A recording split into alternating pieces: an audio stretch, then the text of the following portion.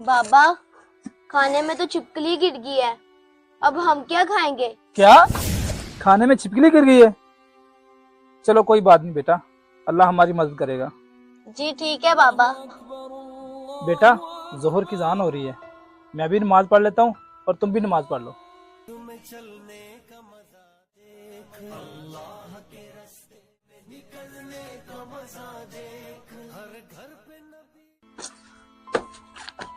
पापा, आपने थोड़ी देर पहले खाना भिजवाया था। नहीं बेटा। पापा, अभी थोड़ी देर पहले। बेटा, ये खाना आपके बाबा ने भिजवाया। शुक्रिया बाबा जी। अल्लाहु अकबर।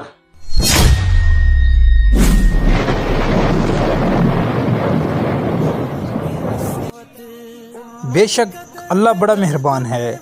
वीडियो को सदका जारिया समझकर शेयर करें।